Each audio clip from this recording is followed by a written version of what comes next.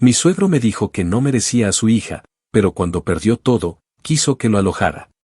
Desde el primer momento en que conocí a mi esposa, supe que era la persona con la que quería compartir mi vida. No fue solo una cuestión de atracción física o de intereses en común, fue algo más profundo, una certeza inquebrantable de que ella era exactamente lo que siempre había estado buscando. Su personalidad vibrante, su risa contagiosa, la manera en que se preocupaba por cada pequeño detalle en la vida de quienes amaba, todo en ella me hacía sentir que había encontrado algo verdaderamente especial. Y aunque desde el principio supimos que nuestra relación no sería un camino sencillo, jamás imaginé que el mayor obstáculo no sería la vida misma, sino su propio padre. Ernesto, mi suegro, fue la primera persona en dejar claro que, según su percepción, yo no estaba a la altura de su hija. Desde el primer encuentro, su actitud fue de una condescendencia sofocante, con esa sonrisa apenas disimulada que escondía desprecio y esa forma de hablar que, aunque educada en apariencia, siempre tenía una carga de juicio inapelable. Recuerdo perfectamente cómo, la primera vez que fui presentado oficialmente como pareja de su hija, se limitó a estrechar mi mano con una frialdad quirúrgica antes de mirarme de arriba a abajo con una expresión de escepticismo que no hizo ningún esfuerzo por ocultar. Fue en ese momento cuando pronunció, con su tono calculadamente neutro, la frase que, aunque simple en apariencia, encerraba el veneno suficiente como para hacerme entender lo que pensaba de mí.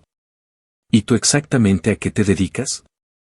Mi respuesta, aunque directa y sin titubeos, no pareció satisfacerlo en absoluto. Era obvio que cualquier profesión que no estuviera ligada a su mundo de lujos y conexiones influyentes no le parecía suficiente. Y así fue como comenzó la guerra silenciosa entre nosotros. Porque mientras yo hacía todo lo posible por demostrar que mis intenciones eran sinceras y que mi amor por su hija no estaba sujeto a ningún tipo de interés, él se dedicaba a subestimar mis logros. A hacerme sentir que no importaba cuánto trabajara o cuánto lograra, jamás estaría a la altura de sus expectativas. Durante los años de nuestro noviazgo, Ernesto se encargó de recordarme en cada oportunidad que, a sus ojos, su hija estaba cometiendo un error al elegirme. No importaba que yo tuviera un empleo estable, que fuera responsable, que me esforzara en cada aspecto de mi vida para construir un futuro sólido con ella. Para él, si no venía de una familia influyente o no tenía un apellido de prestigio, simplemente no era suficiente. Cada reunión familiar se convertía en una prueba de resistencia, en la que sus comentarios disfrazados de consejos o simples observaciones se aseguraban de hacerme sentir inferior.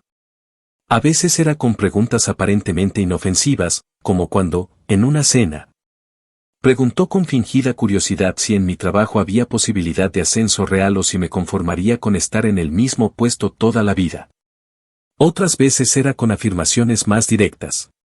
Como cuando mencionaba que su hija había tenido mejores opciones en el pasado o que esperaba que al menos yo tuviera la decencia de esforzarme más para no hacerla retroceder en la vida. Sin embargo, el momento que selló definitivamente mi desprecio por él ocurrió el día de nuestra boda. Durante el brindis, cuando todos los invitados esperaban un discurso emotivo o, al menos, un mensaje de buenos deseos, Ernesto levantó su copa y, con esa misma sonrisa condescendiente que tanto me irritaba, pronunció palabras que jamás olvidaré: brindo por mi hija, que siempre ha sido una mujer fuerte y brillante, y que merece lo mejor. Lástima que, en este caso, haya decidido conformarse con menos. La risa incómoda de algunos invitados, la mirada atónita de otros. El enojo evidente en el rostro de mi esposa y el silencio sepulcral que se extendió en la sala fueron prueba suficiente de que no fui el único en sentir el impacto de sus palabras. Yo, en ese momento, me limité a apretar los labios y a contener la furia que hervía en mi interior, porque ese día no se trataba de él ni de sus intentos de arruinarme. Ese día era de mi esposa y de mí, y no permitiría que lo ensuciara con su veneno. Con el tiempo, aprendí a lidiar con su presencia. No porque su actitud cambiara, sino porque entendí que no valía la pena desgastarme en una lucha sin sentido con alguien que nunca me vería como suficiente. Lo más importante era que mi esposa me apoyaba, que ella veía mi esfuerzo, mi dedicación, mi amor incondicional. Y mientras ella estuviera de mi lado, no importaba lo que su padre pensara. Pero el destino tiene una manera extraña de equilibrar las cosas, y cuando menos lo esperé, La vida le dio a Ernesto una lección que jamás imaginó. Porque después de años de desprecio, humillaciones y comentarios hirientes, el hombre que me consideraba poco terminó llamando a mi puerta, pidiéndome ayuda. Actualización 1. Pasaron varios años desde aquel brindis humillante en nuestra boda, y aunque el rencor nunca desapareció por completo, con el tiempo aprendí a relegarlo a un rincón de mi mente. No era que hubiera perdonado a Ernesto, pero me di cuenta de que alimentar ese resentimiento solo me haría perder energía en alguien que, al final, no valía la pena. Sin embargo, la vida se encargó de recordarme que algunas cuentas pendientes encuentran la forma de volver a nosotros, sin importar cuánto tratemos de ignorarlas. El declive de Ernesto comenzó de manera lenta, casi imperceptible para quienes no conocían bien su mundo. En apariencia, seguía siendo el hombre imponente y seguro de sí mismo que siempre había sido, con su traje impecable, su reloj de diseñador y su porte arrogante. Seguía asistiendo a eventos de negocios, codeándose con personas influyentes y actuando como si su vida estuviera completamente bajo control. Pero los rumores no tardaron en surgir, primero como simples murmullos en círculos exclusivos, hasta convertirse en un murmullo constante que llegaba incluso a aquellos que nunca habían prestado demasiada atención a sus asuntos. Se decía que una mala inversión había sido el inicio de su caída. Un negocio que prometía rendimientos extraordinarios, pero que terminó siendo un desastre financiero que dejó un agujero enorme en sus cuentas. Lo que lo hundió no fue solo esa inversión fallida, sino la reacción en cadena que desató. Confiado en su éxito pasado, había arriesgado más de lo que debía, y cuando las cosas empezaron a salir mal, intentó recuperarse haciendo movimientos aún más peligrosos, sumergiéndose en deudas que, con cada mes que pasaba, se volvían más difíciles de pagar. Mi esposa y yo nos enteramos de la situación por terceros, no por él. Ernesto nunca nos mencionó nada, probablemente por orgullo o porque todavía se aferraba a la idea de que nosotros no éramos lo suficientemente importantes como para compartir esa parte de su vida. Fue un conocido de mi esposa quien nos contó que su padre había comenzado a vender algunas de sus propiedades en un intento desesperado por mantenerse a flote. Primero fueron propiedades pequeñas, luego algunas de las casas más ostentosas que tanto le gustaba presumir. Al principio, lo hizo de manera discreta, como si fuera parte de una estrategia más grande, pero con el tiempo quedó claro que no era una maniobra de negocios, sino una necesidad absoluta. Luego vinieron las llamadas de los bancos, los rumores de demandas, los empleados que comenzaron a hablar de pagos atrasados y, finalmente, la confirmación de que su empresa estaba al borde del colapso. No fue algo inmediato, sino un deterioro progresivo, una serie de pequeñas pérdidas que, acumuladas, terminaron por destruir la imagen de poder y estabilidad que siempre había proyectado. La noticia de que había perdido su casa llegó meses después de que comenzaran los rumores. Fue un golpe que ni siquiera él pudo ocultar. La mansión que había sido símbolo de su éxito, la misma que tantas veces utilizó para alardear de su riqueza y superioridad, ahora pertenecía a alguien más. Lo que alguna vez fue su refugio, su castillo, se convirtió en un simple activo embargado por las instituciones financieras a las que ya no podía pagar. Incluso en ese momento, Ernesto no intentó acercarse a nosotros. Orgulloso como siempre, prefirió desaparecer de la vida pública antes que admitir su derrota. Nos enteramos de que se había mudado a un pequeño departamento en una zona que, aunque todavía decente, estaba lejos del lujo al que estaba acostumbrado. Sin embargo, aquello no fue suficiente para detener su caída. Cuando un hombre como Ernesto pierde su fortuna, no solo pierde dinero. Pierde influencia, pierde el respeto de aquellos que antes lo rodeaban, pierde la red de contactos que lo mantenía en la cima. Y lo más importante, pierde la identidad que él mismo construyó alrededor de su éxito. El día en que finalmente llamó a nuestra puerta fue el día en que entendí hasta qué punto había llegado su desesperación. Era una noche tranquila, una de esas en las que mi esposa y yo disfrutábamos de la simple rutina de nuestra vida juntos. Habíamos terminado de cenar y nos preparábamos para ver una película cuando alguien tocó la puerta. No esperábamos visitas, así que el sonido nos tomó por sorpresa.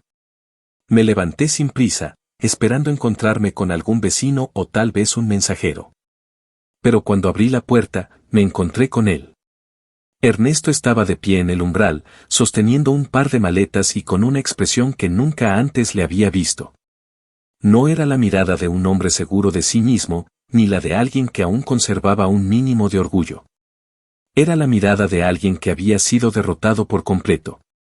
Su ropa, aunque aún bien cuidada, no tenía el aire de elegancia de antes. Sus ojos, cansados y apagados, reflejaban una mezcla de agotamiento y frustración contenida. Sin rodeos ni explicaciones innecesarias, dijo lo que Segaramente llevaba mucho tiempo evitando: necesito un lugar donde quedarme. Solo por un tiempo. El silencio que siguió fue denso, pesado. Miré a mi esposa, esperando su reacción, pero ella solo bajó la mirada, como si en ese momento se debatiera entre la compasión y el resentimiento acumulado por años. Tomé aire antes de responderle, manteniendo mi voz firme pero sin rastro de emoción. Déjame hablar con mi esposa. No abrí la puerta por completo. No lo invité a pasar. Porque aunque la situación era diferente, aunque la vida había dado una vuelta completa y él ahora estaba en la posición de pedir ayuda, parte de mí no podía olvidar todo lo que había hecho. No podía ignorar la historia entre nosotros, las palabras hirientes, los años de desprecio. Ernesto no dijo nada más. Solo asintió con la cabeza y bajó la mirada, como si entendiera que, después de todo lo que había pasado, yo no tenía ninguna razón para hacerle la vida más fácil. Cerré la puerta con calma, sintiendo una extraña mezcla de satisfacción y conflicto interno. Actualización 2. La noche en que Ernesto apareció en nuestra puerta con sus maletas marcó el inicio de una etapa que jamás pensé que viviríamos. A pesar de que su presencia siempre había sido un peso en nuestras vidas, nunca imaginé que llegaría el día en que dependería de nosotros para tener un techo sobre su cabeza. Su petición de ayuda quedó suspendida en el aire durante largos minutos después de que cerré la puerta. No dijimos nada de inmediato, mi esposa y yo nos miramos en silencio, ambos procesando lo que acababa de suceder. La conversación que tuvimos después fue larga y complicada. Mi esposa, aunque nunca había sido ciega a la manera en que su padre me trataba, aún lo veía con un matiz de hija que, por más que intentara separarse de los agravios del pasado, no podía ignorar que era su sangre. Pero yo no compartía esa obligación emocional. Para mí, Ernesto era el hombre que se había dedicado a minimizarme en cada oportunidad, que había hecho de mi vida con ella un constante recordatorio de que, según su criterio, yo no era suficiente. Sin embargo, su estado actual mostraba a un hombre completamente distinto al que había conocido. Decidimos, después de mucho debate, que lo dejaríamos quedarse, pero con condiciones claras. No sería una estancia indefinida, no permitiríamos que su presencia trastocara nuestra vida y, lo más importante, no toleraría ningún comentario o actitud condescendiente en mi propia casa. Si aceptaba esas reglas, podría quedarse en la habitación de invitados hasta que encontrara una solución a su situación. Cuando volví a abrir la puerta, lo encontré exactamente en la misma posición en la que lo había dejado, como si no se hubiera movido en absoluto. Había algo en su postura que me recordó que, por mucho que quisiera verlo solo como mi enemigo, en ese momento era un hombre derrotado, alguien que había perdido todo lo que lo definía. No dije nada de inmediato, solo hice un leve gesto con la cabeza para indicarle que podía entrar. No hubo agradecimientos, ni palabras de alivio. Solo tomó sus maletas y cruzó el umbral con la expresión de alguien que nunca había esperado verse en esa situación. Desde la primera noche, la tensión se hizo palpable en la casa. No era necesario hablar demasiado para notar que su presencia alteraba el ambiente. Aunque al principio trató de mantener una actitud reservada, no tardó en mostrar indicios de incomodidad, como si cada pared de nuestro hogar fuera un recordatorio de lo que había perdido. Los primeros días se comportó con una especie de neutralidad forzada. No hablaba más de lo necesario, no pedía nada más allá de lo indispensable y apenas salía de la habitación de invitados salvo para comer. Mi esposa intentó entablar conversación en más de una ocasión, pero sus respuestas eran cortas, casi mecánicas. La verdad es que yo no tenía interés en forzar ninguna interacción y en parte, me complacía verlo reducido a una sombra de lo que había sido. Sin embargo, con el tiempo, su verdadera naturaleza comenzó a filtrarse en pequeñas dosis. Al principio fueron simples observaciones que podrían haberse interpretado como comentarios inofensivos, pero que yo conocía lo suficiente como para identificar el veneno detrás de ellas. Mientras cenábamos, con su tono aparentemente casual, dijo que notaba que la casa era modesta pero acogedora. Como si estuviera haciendo un esfuerzo por encontrar algo positivo en lo que claramente no consideraba digno de él. En otra ocasión, mientras pasaba por la sala, se detuvo a ver los muebles con aire pensativo y murmuró que la decoración era interesante, con ese matiz de condescendencia que lo había caracterizado toda la vida. Pero el comentario que terminó por confirmar que, pese a su situación, Ernesto seguía siendo el mismo hombre de siempre, ocurrió una tarde en la que yo estaba trabajando en el estudio. Él entró sin previo aviso y, tras quedarse de pie en la puerta durante unos segundos, comentó con un aire que pretendía ser casual: «Debe ser extraño para ti tenerme aquí, considerando lo que siempre he pensado de ti». No respondí de inmediato porque, aunque sabía que no era más que una provocación disfrazada de honestidad, me sorprendió su audacia. Luego agregó, sin esperar mi respuesta: «Nunca imaginé que terminaría bajo el techo de alguien que nunca consideré a la altura de mi hija». No me molesté en discutir con él. En lugar de eso, lo miré con la misma calma con la que había aprendido a tratarlo y respondí con simpleza: «Yo tampoco lo imaginé, pero aquí estás». Esa fue la primera vez que vi en sus ojos un destello de incomodidad real. No porque mi respuesta hubiera sido agresiva, sino porque, por primera vez, se vio obligado a confrontar su propia realidad. Ernesto, el hombre que siempre había despreciado mis logros, ahora dependía de mí para tener un lugar donde dormir. Con los días, su actitud fluctuaba entre la resignación y la necesidad de aferrarse a lo que quedaba de su orgullo. No podía aceptar abiertamente su situación, pero tampoco podía negar que la realidad lo había reducido a una posición que jamás imaginó. Y aunque al principio intenté ignorarlo y centrarme en mi propia vida, no tardé en darme cuenta de que su presencia en mi casa no solo era un recordatorio constante del pasado, sino también una prueba de hasta qué punto estaba dispuesto a permitir que el hombre que me menospreció durante años siguiera comportándose como si aún estuviera por encima de mí. Y la respuesta a esa pregunta se hizo evidente cuando finalmente decidí que, si Ernesto iba a quedarse en mi casa, tendría que hacerlo bajo mis reglas, no bajo su orgullo. Actualización 3. Las semanas transcurrieron en un equilibrio incómodo, una especie de tregua silenciosa que todos sabíamos que en algún momento se rompería. Ernesto continuó habitando nuestra casa con la actitud de un huésped no bienvenido, alguien que, a pesar de depender enteramente de nosotros, aún se aferraba a la sombra de su viejo orgullo. Era evidente que, aunque su realidad había cambiado drásticamente, en su mente seguía siendo el mismo hombre de antes, el que había mirado con desprecio cada rincón de mi vida. Pero ahora, en lugar de observarme desde una posición de superioridad, lo hacía desde un rincón de nuestra casa, sin un solo centavo, sin su mansión, sin su reputación, sin nada que le quedara como símbolo de la grandeza que tanto le gustaba exhibir. Al principio, pensé que su actitud distante y sus comentarios condescendientes eran el último vestigio de un hombre que todavía se resistía a aceptar su derrota. Pero con el tiempo, entendí que no era solo eso. Ernesto no solo se sentía incómodo estando en nuestra casa, sino que resentía estar bajo mi techo, bajo mis condiciones, dependiendo de mí para cosas tan básicas como la comida y un lugar donde dormir.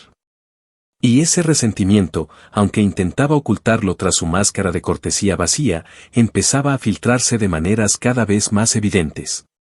Fue en pequeños gestos al principio, en la forma en que tomaba su café con expresión de insatisfacción o en cómo dejaba los platos apenas tocados porque, según él, la comida no tenía el mismo sazón que estaba acostumbrado. Luego, fueron comentarios más directos, como el día en que nos encontró a mi esposa y a mí acomodando unas cajas en la sala y, en lugar de ofrecer ayuda, se limitó a observarnos con aire crítico antes de murmurar que nuestra casa parecía más pequeña de lo que recordaba. No era necesario que dijera más. Su intención era clara. Lo que terminó por romper la falsa cordialidad entre nosotros ocurrió una tarde en la que volví a casa después del trabajo y encontré a Ernesto en la sala, recostado en el sofá como si fuera el dueño del lugar, hojeando una revista con la actitud de quien simplemente está esperando a que el tiempo pase. Mi esposa estaba en la cocina, así que decidí ir directamente a nuestro estudio a revisar unos documentos antes de cenar. Pero antes de que pudiera cerrar la puerta, Ernesto habló con ese tono de falsa indiferencia que había perfeccionado a lo largo de los años. ¿Sabes qué es lo peor de todo esto?, dijo sin molestarse en levantar la vista de la revista que sostenía, que al final, mi hija tuvo que conformarse con menos. Y ahora, yo también. El silencio que siguió fue absoluto. Pude sentir cómo las palabras flotaban en el aire, pesadas, cortantes, impregnadas de la misma condescendencia que siempre había caracterizado cada una de sus opiniones sobre mí. En cualquier otro momento, quizá habría ignorado su comentario. Quizá habría decidido que no valía la pena rebajarme a su nivel, que no tenía sentido discutir con alguien que, a pesar de haber perdido todo, todavía se creía con el derecho de hablarme de esa manera. Pero algo en su tono, en la naturalidad con la que lo dijo, me hizo comprender que si no ponía un alto en ese preciso instante, la situación solo empeoraría. Caminé lentamente hasta la mesa, tomé un sobre que había preparado desde hacía días y lo coloqué frente a él sin decir una palabra. Ernesto frunció el ceño al verlo, dejando la revista a un lado antes de tomar el sobre y abrirlo. Sus ojos recorrieron las hojas en su interior con una mezcla de incredulidad y enojo creciente. ¿Qué demonios es esto?, preguntó con frialdad, aunque en su voz podía detectar un leve temblor de sorpresa. Es un contrato de renta, respondí con calma, manteniéndome de pie frente a él. Si vas a estar en mi casa, vas a pagar por tu estadía. De lo contrario, puedes buscar otro lugar. La incredulidad en su rostro se transformó en furia contenida. Su mandíbula se tensó y sus manos se aferraron al papel como si quisiera desgarrarlo. Durante un instante, pareció debatirse entre responder con alguna de sus frases mordaces o simplemente estallar en un arrebato de indignación. Al final, optó por la primera opción, pero incluso en su intento de mantenerse sereno, su tono dejó ver el enojo que bullía bajo la superficie. No tienes derecho a hacerme esto, dijo con una calma que no le pertenecía. Soy tu suegro. Y yo soy el dueño de esta casa, respondí sin titubear. Si no te gusta, la puerta está ahí. Por primera vez, Ernesto no tuvo una respuesta inmediata. Se limitó a mirarme fijamente, buscando en mi rostro alguna señal de que podía hacerme retroceder, de que aún tenía algún tipo de control sobre la situación. Pero no encontró nada. Lo único que había entre nosotros era la certeza absoluta de que yo no iba a ceder. Mi esposa, que había estado observando en silencio desde la cocina, no intervino. Sabía que esto tenía que pasar, que tarde o temprano, Ernesto debía entender que ya no estaba en una posición en la que pudiera imponer sus condiciones. Y, sobre todo, sabía que yo tenía derecho a defender mi hogar, mi espacio, mi dignidad. Ernesto finalmente se levantó del sofá, sosteniendo el contrato con dedos tensos. Durante un segundo, pareció querer decir algo más, lanzar un último comentario hiriente, pero en lugar de eso, simplemente giró sobre sus talones y se dirigió a la habitación que le habíamos asignado. La puerta se cerró con un golpe seco, marcando el final de la conversación. Sabía que esto no era el final. Sabía que Ernesto no aceptaría la humillación con facilidad, que en su mente, todo esto era una afrenta imperdonable. Pero eso ya no me importaba. Porque por primera vez desde que había llegado a mi casa, las reglas estaban claras. Actualización 4. El ambiente en la casa cambió drásticamente después de aquella conversación. Antes, la presencia de Ernesto ya era una incomodidad constante, una sombra que rondaba nuestra vida diaria con sus miradas de desaprobación y sus comentarios envenenados disfrazados de observaciones triviales. Pero después de que le entregué el contrato de renta, la incomodidad se convirtió en un silencio denso, pesado, casi asfixiante. Durante los primeros días, Ernesto optó por ignorarme por completo. No me dirigía la palabra más allá de lo estrictamente necesario, y cuando lo hacía, su tono estaba impregnado de un resentimiento que no se molestaba en ocultar. En lugar de enfrentarse abiertamente a la situación, decidió adoptar la postura de la víctima silenciosa, como si él fuera el agraviado en esta historia. Como si el simple hecho de pedirle que pagara por su estadía fuera una injusticia imperdonable. Mi esposa trató de mediar, aunque sin mucho éxito. Si bien nunca había sido ciega a la actitud de su padre, una parte de ella aún quería encontrar una manera de mantener la paz. Pero esta vez, la situación era diferente. Porque Ernesto ya no era el hombre poderoso que imponía su voluntad en cada reunión familiar, ni el patriarca que dominaba las conversaciones con su prepotencia disfrazada de autoridad. Ahora era un hombre derrotado, un huésped incómodo que se aferraba a su último vestigio de dignidad mientras intentaba convencerse de que aún tenía el control. Las semanas pasaron sin que mencionara el contrato de renta. No dijo ni una palabra al respecto, como si ignorarlo fuera suficiente para hacer que desapareciera. Pero yo no tenía ninguna intención de olvidar lo que había establecido. Cada mes, sin falta, dejaba una copia del contrato en su habitación, sin notas adicionales, sin recordatorios verbales. Solo el papel, con las condiciones claras, esperando ser cumplido. Ernesto, por supuesto, nunca hizo el intento de pagar. Al principio, pensé que se trataba de un simple desafío, una forma de reafirmar su orgullo y demostrar que no estaba dispuesto a ceder. Pero con el tiempo, comprendí la verdad. No era que se negara a pagar por capricho. Es que simplemente no podía hacerlo. Sus finanzas estaban peor de lo que había imaginado. Si bien era obvio que había perdido mucho, aún conservaba una apariencia de estabilidad, una actitud de hombre que todavía tenía algunos recursos a su disposición. Pero la realidad era muy distinta. Ernesto estaba en bancarrota, sin ingresos, sin ahorros, sin ningún plan a largo plazo. Todo lo que le quedaba era su arrogancia y la esperanza de que, de alguna manera, las cosas se resolvieran por sí solas. El colmo llegó cuando descubrí que ni siquiera estaba intentando salir de su situación. No buscaba trabajo, no exploraba alternativas para recuperar al menos una fracción de su vida anterior. Simplemente estaba ahí, en nuestra casa, esperando. Como si estuviera convencido de que, tarde o temprano, nosotros nos cansaríamos de la tensión y lo dejaríamos quedarse sin condiciones.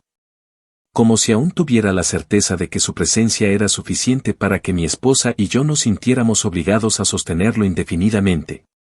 Pero yo no tenía ninguna intención de permitir que eso sucediera. Un día, después de que otro mes pasara sin que Ernesto hiciera siquiera el intento de cumplir con el contrato de renta, decidí que era momento de actuar. Esperé a que saliera de la casa, algo que hacía cada tanto, probablemente para reunirse con los pocos conocidos que aún le quedaban o simplemente para escapar del ambiente que él mismo había enrarecido. Tan pronto como se fue, subí a la habitación que ocupaba y cambié la cerradura. No fue un arrebato impulsivo ni una decisión tomada en el calor del momento. Lo había planeado desde hacía días, analizando cada posible consecuencia, asegurándome de que mi esposa estuviera de acuerdo con mi decisión antes de llevarla a cabo. Ella, aunque aún tenía una parte de ella que se resistía a la idea de echar a su propio padre, comprendió que las cosas no podían seguir así. Y lo más importante, comprendió que Ernesto nunca iba a cambiar. Cuando regresó esa tarde, la expresión de su rostro al intentar abrir la puerta de su habitación y encontrarla cerrada con llave fue una mezcla de sorpresa e incredulidad. Pasaron unos segundos antes de que llamara a la puerta con insistencia, como si creyera que se trataba de un error. Cuando no obtuvo respuesta, bajó las escaleras con pasos firmes, deteniéndose frente a mí con una mirada que oscilaba entre la indignación y la incredulidad absoluta. ¿Qué demonios significa esto?, preguntó con el tono de alguien que aún no ha procesado la realidad de la situación. Me tomé mi tiempo antes de responder. Quería que sintiera el peso del momento, que entendiera que, esta vez, no tenía escapatoria.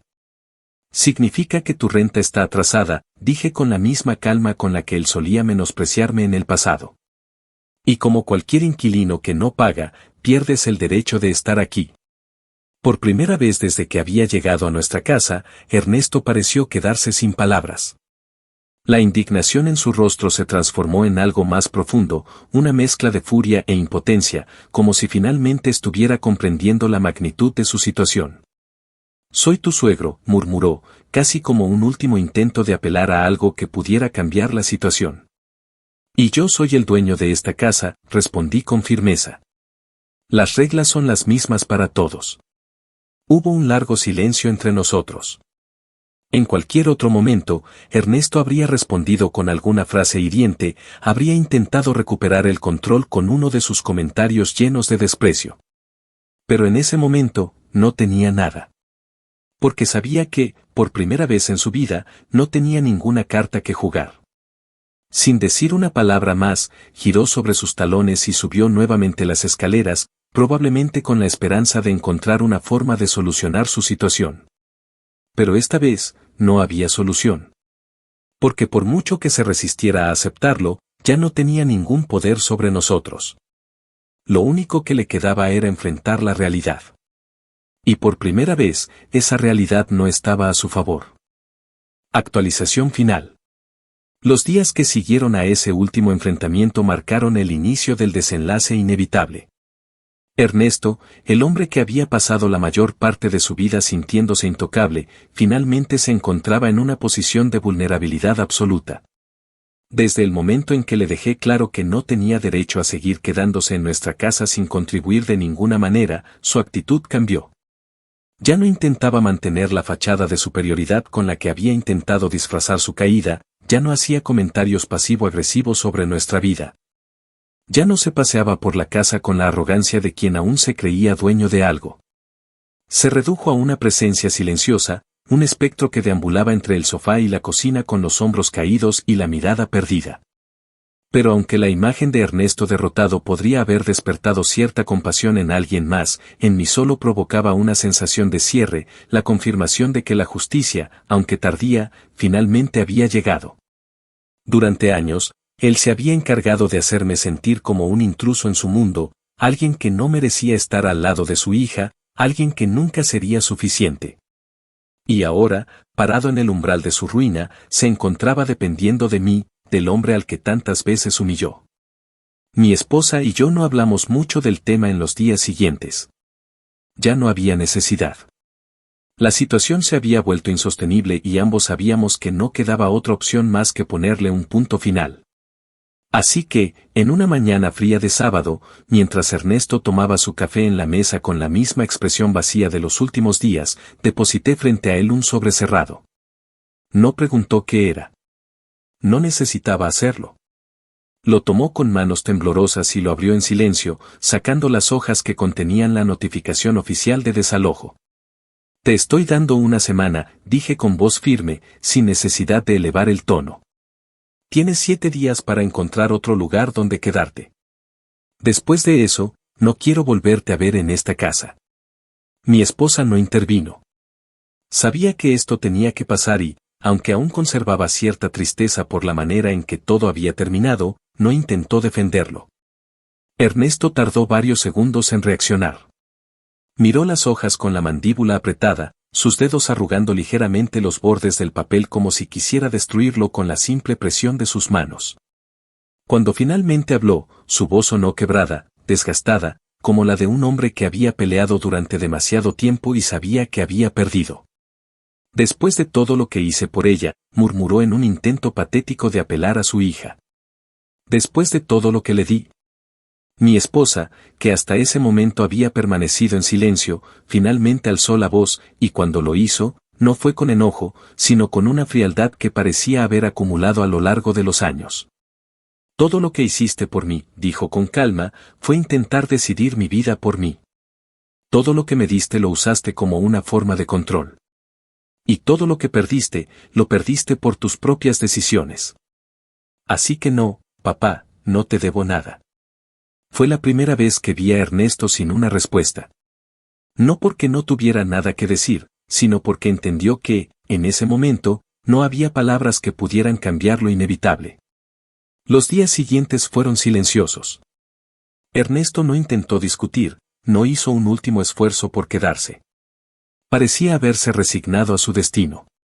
Cuando la semana terminó, se marchó sin despedirse, llevando consigo las pocas pertenencias que aún le quedaban. No supimos exactamente a dónde fue, y la verdad, tampoco nos importó.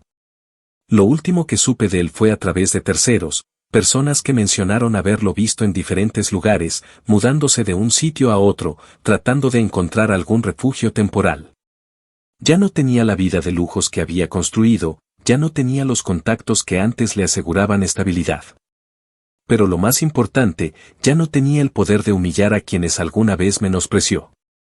Para mí, su caída no fue solo un acto de justicia poética. Fue una prueba de que la vida, tarde o temprano, encuentra la manera de equilibrar las cosas. Y aunque nunca busqué venganza de manera activa, la verdad es que no podría haber imaginado una forma mejor de obtenerla. Porque al final, el hombre que me dijo que no merecía a su hija terminó necesitando de mí. Y yo, con toda la frialdad que él mismo me enseñó a desarrollar, decidí que no lo merecía a él.